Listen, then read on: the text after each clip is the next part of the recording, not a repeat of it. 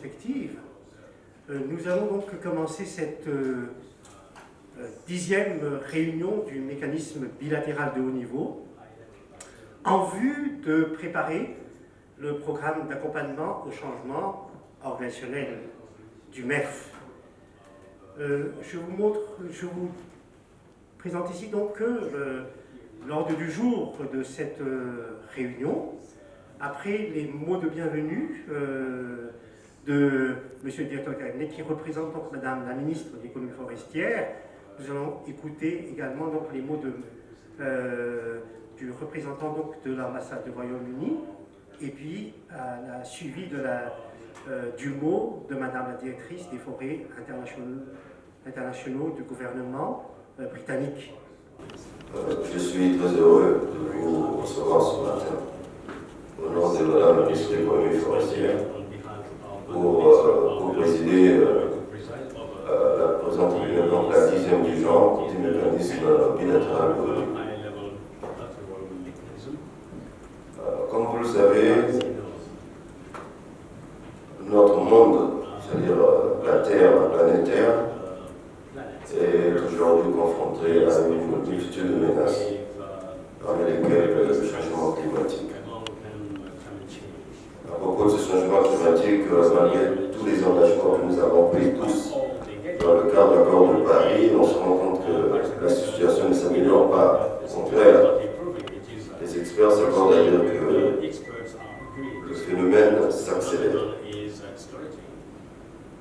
Ce qui veut dire que nous devons tous aussi intensifier notre engagement pour parvenir à conjurer cette menace. Et nous pensons que la collaboration que nous avons avec FCDO constitue l'un des moyens qui permet au Congo d'aller dans cette perspective. Et nous sommes fiers de constater que depuis que nous avons commencé à travailler ensemble, nous avons atteint un certain nombre de résultats très encourageants, ce qui justifie d'ailleurs que nous puissions nous engager toutes les deux, donc les deux parties, à poursuivre cette collaboration dans le cadre d'une deuxième phase que nous sommes en train d'inaugurer, puisqu'il y a 2 jours, vous avez tenu un atelier pour faire un peu le point de ce qui s'est fait avant, et ensuite commencer à regarder ce que nous allons faire dans le cadre de la deuxième phase. Nous nous retrouvons aujourd'hui dans le cadre des réunions. Je dirais, c'est une réunion qui est formelle, qui nous permet à chaque fois de nous asseoir pour regarder comment est-ce que les choses avancent. Sommes-nous dans la bonne direction? Si oui, tant mieux, on avance et on consolide les résultats. Et s'il y a des difficultés, ensemble, on s'assoit pour les résoudre pour que le chemin ou les objectifs que nous nous sommes fixés soient atteints. Donc, une fois de plus, je suis très heureux d'être là ce matin et de vous voir tous très engagés. Le niveau de participation me laisse augurer un succès à cette présente réunion. Et donc, tout ce que je peux dire au nom de Madame la ministre à ce stade, c'est de vous souhaiter à tous un bon travail dans le cadre de cette réunion. Je vous remercie. Mes collègues représentant les différents programmes financés par le Royaume-Uni qui pourraient soutenir la République du Congo sur les questions de forêt. Notre nouveau gouvernement en place depuis juin veut prioriser un esprit de partenariat dans tous nos échanges sur des questions d'intérêt commun. Nous espérons que ce dialogue est une opportunité de relancer notre coopération, construisant sur plus de 10 ans de coopération dans le cadre de notre programme FGMC qui a financé le PACO. Ce mécanisme bilatéral de haut niveau aujourd'hui nous permet de rassembler toutes ces discussions et se mettre d'accord sur la direction de cette nouvelle phase. Suivant cela, nous aurons l'opportunité d'échanger sur les autres axes de la coopération britannique avec une table ronde qui permettrait d'assurer l'alignement de nos activités avec les priorités du gouvernement congolais. Forest Governance, Markets and Climate has had a long engagement with our colleagues in the Republic of Congo through various programs, of which PACO is one I've heard many positive things about. PACO started in May 2021, so 3 years ago, and has played an important role in reinforcing the relationship between the UK and the Republic of Congo, helping to attract ministerial attention to the region and greater UK programming. And we will talk later today about that growing interest in this relationship between our two countries. It has been a lengthy process to move from PACO 1 to the next phase, and we thank the Ministry for its patience. As you will understand, our processes often take a while to complete, and things were delayed further when we had a new government in the UK, but we're now in a strong position to proceed. We're happy to advise that FGNC2 has now been approved by ministers in the new government, and we are authorised to move forward with mobilising the new programme. We have a 10-year vision to work with tropical forest countries, including ROC, and international markets such as China, India and the EU to secure more lasting forest outcomes. When a UK minister approves such a programme, like FGNC, they devolve full decision-making authority to the person we refer to as the Senior Responsible Officer, the SRO. For FGNC, that's Julia Faulkner, who many of you will know very well indeed. She sent her apologies, she couldn't be here this week. I know Republic of Congo and Minister Matondo hold a very special place in her heart. And I'm honoured to be here representing her and her interests. She's part of a wider team, and I will talk to you later today about what that team covers. This approval also means that once we have agreement on the future direction of PACO, we will be in a position to sign a renewed Memorandum of Understanding, an MOU, to continue with our partnership in pursuit of strengthened forest governance in ROC. The new programme will build on the success of FGNC 1 with the aim of strengthening forest governance foundations to reduce the illegal and unsustainable use of precious forest resources, whilst also seeking to ensure that forest-dependent people, particularly Indigenous people and local communities, are able to benefit fully from the forests where they reside. The second phase of FGNC will continue with its unique approach, supporting national, deliberative, multi-stakeholder processes to support inclusive decision-making processes in the sector. Inclusion and participation of all stakeholders are values held dear to FCDO, as well as gender equality, which is something we've seen the new minister particularly champion. FGNC builds relationships of trust with its partners and attaches high values to transparency, communication and accountability.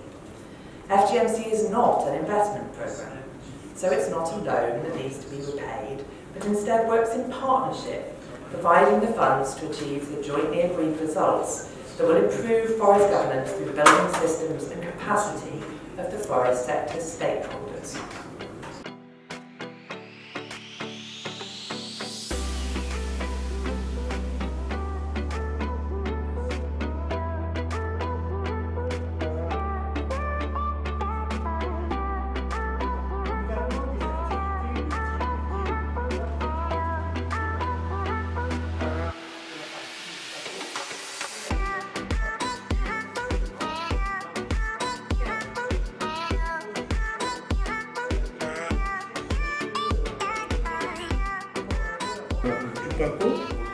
À réfléchir sur un éventuel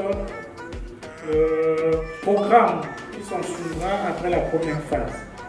Et donc, en juin 2023, le ministère avait soumis auprès du FCDO une note de concept élaborée de façon participative avec les membres de l'unité de coordination du du ministère associé avec d'autres experts du ministère qui suivaient donc les questions de réorganisation au sein du MEF.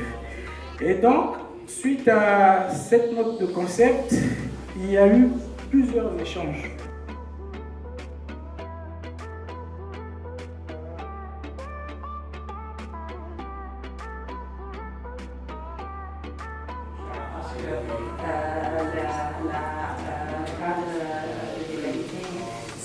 C'est bien, hein, ça peut garantir la gestion durable déjà. Donc c'est l'égalité, mais c'est dans un niveau assez élevé déjà. Donc quand on met en place... On a cet engagement dans ces discussions au niveau vraiment diplomatique. On veut assurer que nos ministres puissent avoir des échanges sur la collaboration.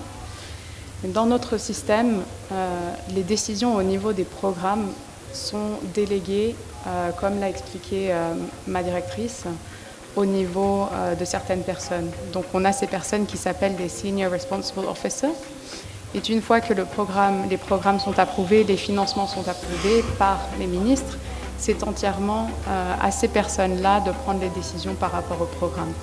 Ce qui est intéressant à retenir, c'est que il y a eu plusieurs extensions, mais ça n'a pas été des extensions sans budget supplémentaire. On a ajouté à chaque fois des budgets pour pouvoir continuer à implémenter les activités, notamment les missions de contrôle qui étaient très importantes à maintenir. On a commencé depuis avril 2021, donc ça fait déjà 3 ans qu'on travaille ensemble. On a commencé avec un budget qui était un budget global. Donc en CFA, on était à peu près 1,3 milliard de CFA, un peu moins de 2 millions d'euros.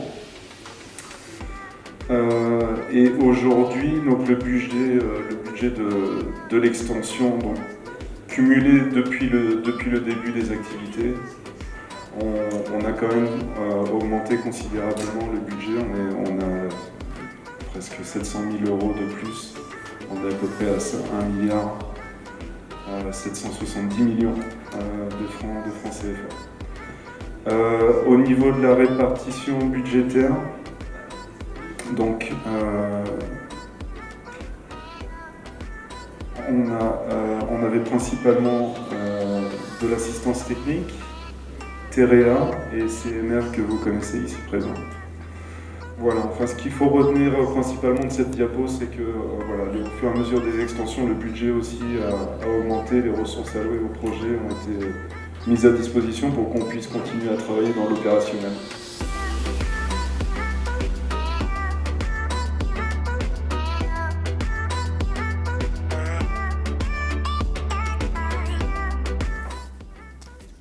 Madame la directrice, Madame la représentante de l'ambassadrice du Royaume-Uni basée à Kinshasa avec la compétence sur le Congo, Mesdames, Messieurs les experts, chers partenaires, alors je voudrais vous remercier tous au nom de Madame la Ministre pour votre participation à cette 10e réunion du mécanisme bilatéral de haut niveau. J'ai beaucoup apprécié le niveau des échanges.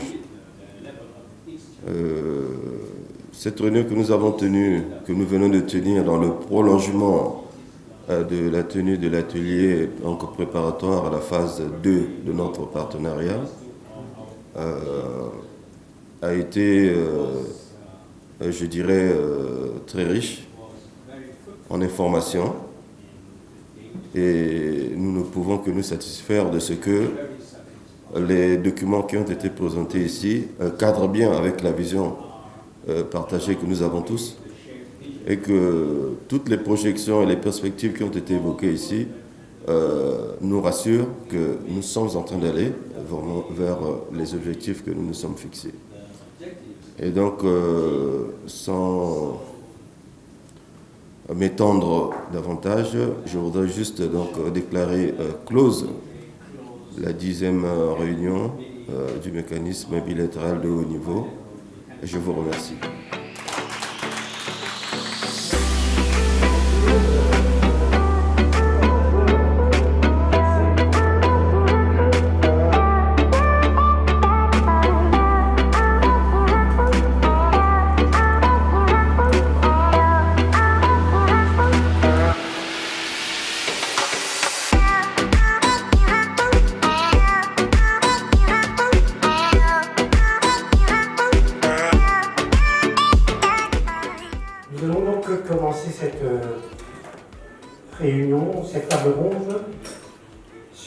feuille de route entre la République du Congo et le Royaume-Uni. Concrètement, à l'issue de cet atelier, c'est une table ronde donc, des participants, nous tous y sommes présents. On se met d'accord donc sur l'état d'avancement et d'alignement de tous les programmes financés par le Royaume-Uni avec les priorités du gouvernement congolais dans le secteur des forêts et de l'environnement.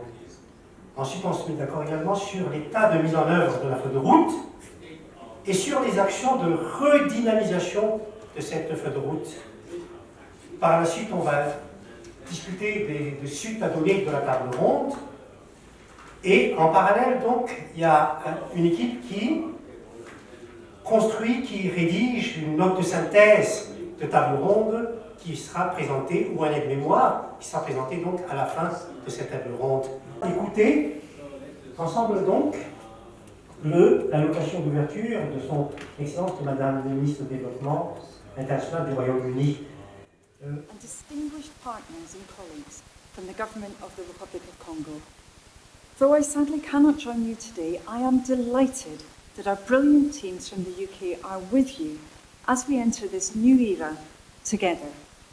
Before I say anything else, I want to underline that it is an immense honour and privilege to be called to do my duty as the UK's new Minister for Development, Women and Equalities, as we get on with reconnecting Britain to the world and modernising the way we work with all of you in a spirit of true partnership, underpinned by genuine respect. Our mission is to make sure everyone can live and thrive in the part of the world they call home, without fear and free from poverty, not just now, but for many generations to come. And as both our Prime Minister and Foreign Secretary have set out, action to tackle the shared challenge of the climate and nature crisis will be at the heart of everything we do, including taking on the vicious cycle of conflict that is compounding the suffering of so many communities. Distingués experts, mesdames, messieurs, une fois de plus, au nom de Madame la Ministre, je voudrais vous souhaiter la bienvenue à cette table ronde et vous dire combien le Congo est honoré de vous accueillir ici dans le cadre des partenariats que nous développons avec les différents partenaires en matière de gestion durable et de conservation de la biodiversité. Je voudrais vous dire à tous combien votre implication à appuyer le gouvernement du Congo est très appréciée. Et à l'occasion de la présente table ronde, nous voulons nous rassurer que les différentes parties prenantes vont donner le meilleur d'eux-mêmes pour clarifier leur niveau de participation et permettre ainsi au Congo d'être à même d'implémenter les programmes, ces programmes prioritaires en matière de gestion durable et de conservation de la biodiversité. Fort de cela, je voudrais donc vous souhaiter à tous des excellents échanges et tout en ouvrant la présente table ronde au nom de Madame la Ministre de l'Économie forestière. Je vous remercie.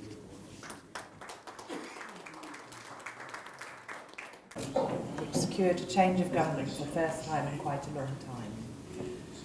And our new Foreign Secretary has made it very clear that he wants a reset of our ambitions on climate change and our relationship with countries in the global south. In practice, that reset with the global south means that we need to be developing all of our activities in a strong partnership-led approach. And that's why we are here today, building on the partnership that we have developed through FGMC over many years to expand out our relationship on forests to cover a wider range of priorities. Alors j'en profite aujourd'hui, on est là avec beaucoup de collègues de différents ministères qui représentent les différents programmes qui qui sont financés par le gouvernement britannique pourraient s'adapter, pourraient s'aligner aux priorités, bien sûr en prenant en compte que certains programmes sont des programmes qui existent déjà dans d'autres régions du monde que nos programmes. Donc peut-être, pour commencer, je passe la parole à ma collègue Myriam.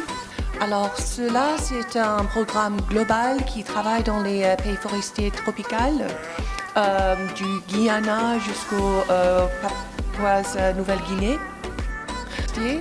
La législation et son application, la transparence et la traçabilité, et de relier les parties prenantes nationales aux processus mondiaux. Also here with our team leader, Madame Sophie Lawrence, who came all the way from London to support us today. And I'm also here with our lead delivery partner, ZSL, led by Dr. Andrew Fowler to my far right, and Mr. Armstrong Barr. So it's such an honor to be here today, and most especially because we have met you, Director, several times, and it's always an honor to meet you again. I want to thank you for supporting the BLF. La foresterie et l'agriculture inclusive. Le troisième pilier, c'est celle de la santé unique. Il y a un quatrième pilier qui est axé sur les conflits hommes-faunes et la gestion des aires protégées. Un cinquième pilier qui est celle qui est axée beaucoup plus sur pour adresser les questions de la pauvreté, qui est le renforcement des niveaux de vie des populations à travers le développement des activités génératrices de revenus. Mais spécifiquement pour ce qui concerne le secteur forêt, dans le pays, nous avons des interventions dans le cadre d'un programme qu'on appelle PIDT, Programme d'utilisation durable de terre, qui est exécuté par l'AFD avec des financements CAFI et des contributions de la France et de l'Union européenne. Dans le cadre de ces programmes-là, nous avons des appuis aussi qui s'alignent ou qui viennent créer des synergies avec les axes et la feuille de route qui nous ont été présentés tout à l'heure. Donc nous avons des appuis qui visent l'identification, la classification du domaine forestier permanent dans le pays. Quel pourrait être, dans le cadre un peu de la synergie de tous ces flux financiers, quel est ou comment le pays bénéficiaire pourra-t-il, si vous voulez, suivre, si ce n'est pas, quelle devrait être l'implication du pays bénéficiaire dans le cadre du suivi de ce flux financier en ce qui concerne ce programme? Toutes les présentations qui ont été faites ici, notamment en ce qui concerne les différents programmes que le Royaume-Uni soutiennent pour l'atteinte des objectifs que nous nous fixons, notamment à travers la feuille de route qui nous est présentée et que nous nous attelons à amender. Il y a beaucoup d'opportunités, dit-elle, que la collaboration entre les deux parties permettra au Congo d'en tirer profit. Là, il faut qu'on ajoute le ministère de l'économie forestière de la République du Congo. Le constat est qu'effectivement, ces priorités restent d'actualité. Ce qui ne nous a pas empêché de faire quelques réajustements. Mais nous nous satisfaisons de constater que parmi les programmes aujourd'hui en perspective, il y a celui qui focalise sur les communautés locales et les populations autochtones. Nous sommes satisfaits parce que le volet appui aux communautés locales et aux populations autochtones figure parmi les priorités du gouvernement. Simplement parce que nous croyons, comme la majorité d'entre vous ici, quand je dis nous, le gouvernement, la République du Congo croit, on ne peut pas faire la conservation de façon durable sans tenir compte des besoins de ces acteurs de la conservation que sont les communautés locales et les populations autochtones. Nous tenons à féliciter le Royaume-Uni pour avoir promis ce programme, et aussi celui qui apporte comme un appui aux communautés d'une façon générale. qui apporte un appui aux sociétés forestières, donc au secteur privé, pour les aider à s'inscrire effectivement, réellement, dans la dynamique de gestion durable des forêts. Après ces échanges, qui nous rassurent une fois de plus sur la pertinence de notre collaboration, de la coopération entre le Congo et le Royaume-Uni, il ne me reste plus qu'à souhaiter que tous ces programmes se mettent en œuvre, pour ceux qui sont en perspective et ceux qui sont en cours de mise en œuvre, que cela soit consolidé pour qu'ensemble nous parvenions, en tout cas dans un partage équitable de bénéfices, nous parvenions à contribuer à la lutte globale contre le changement climatique. Au nom de Madame la Ministre, je voudrais donc vous remercier, vous souhaiter bon retour dans vos localités ou dans vos pays respectifs. Et en se fixant rendez-vous donc à la prochaine réunion, la table ronde, que nous pourrons, dont la date sera fixée certainement dans les jours à venir. Merci une fois de plus et à très bientôt.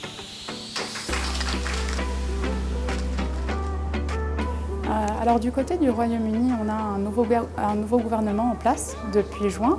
Et vraiment, une des grandes priorités pour ce nouveau gouvernement, c'est de travailler mieux en partenariat avec les pays comme la République du Congo, par exemple, et vraiment de pouvoir avoir des échanges honnêtes et d'avoir l'opportunité d'écouter les différentes perspectives.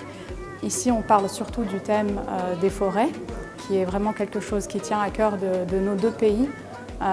Donc on était en train d'échanger sur une feuille de route qui avait été développée il y a 2 ans par rapport à la collaboration entre nos deux pays dans le secteur des forêts et de voir comment est-ce que des nouveaux programmes qui ont été développés du côté du Royaume-Uni pourraient soutenir les objectifs de la République du Congo dans ce secteur. Alors nous avions échangé sur comment nous pouvons, maintenant que beaucoup de programmes sont en phase d'opérationnalisation, vont commencer des activités, nous envisageons des mécanismes qui nous permettraient de continuer à avoir des échanges francs avec le gouvernement pour assurer leur alignement aux priorités du pays. Donc nous avons notre programme FGMC, Forest Governance, Markets and Climate, dans le cadre duquel nous avons déjà collaboré pendant 10 ans avec la République du Congo. C'est un programme qui soutient le projet PACO et des questions liées à la gouvernance forestière. Mais nous avons aussi maintenant développé des nouveaux programmes. Donc nous avons un programme qui est focalisé sur les questions de biodiversité et protection des aires protégées. Nous avons un programme qui cherche à soutenir le secteur privé, le rôle du secteur privé dans la protection des forêts. Et nous avons aussi un programme qui cherche à travailler directement au niveau local avec les communautés, avec les peuples autochtones, à développer des initiatives co-créées pour pouvoir soutenir la gestion durable des forêts. Alors nous avions une ancienne phase qui était focalisée sur l'implémentation des réformes liées à l'accord de partenariat volontaire avec la République du Congo. Là, nous avons une nouvelle phase de ce programme qui a été approuvé pour 10 ans. Donc ça nous permet de construire sur ce qui a été déjà fait pendant ces dernières années et aller au-delà pour voir comment est-ce qu'on peut améliorer les questions de traçabilité, de légalité du bois pour assurer une gestion durable et un accès au marché qui permettrait de protéger les forêts. Aujourd'hui, nous nous sommes réunis suite aux ateliers de Kintélé pendant 2 jours pour élaborer les termes de référence de la prochaine phase du PACO. Mais cette phase devait être actée par ce que nous appelons le mécanisme bilatéral de haut niveau, qui est le niveau stratégique de pilotage des activités du programme de changement organisationnel. Et donc, sur la base des résultats acquis au cours du PACO 1, nous avons développé des termes de référence qui nous ont permis d'identifier les indicateurs cibles de la phase 2 qui devrait être lancée au plus tard en avril 2025. Et donc, la réunion du MBHN aujourd'hui avait pour but de présenter au haut niveau de la partie britannique et de la partie congolaise les résultats des travaux de l'atelier, mais aussi les projections pour la prochaine phase du PACO, avec un petit aperçu sur le nouveau programme FMGC qui financera la phase 2 du PACO. Nous avons tout un processus d'implémentation des activités qui vont améliorer la performance du ministère. Nous savons que la performance ne s'atteint pas en 2 ans, en 3 ans, mais c'est tout un programme, comme on est en train de le dire, sur le plan de mise en œuvre d'un plan de changement organisationnel qui a 3 volets. Le volet stratégique, le volet structurel et le volet culturel.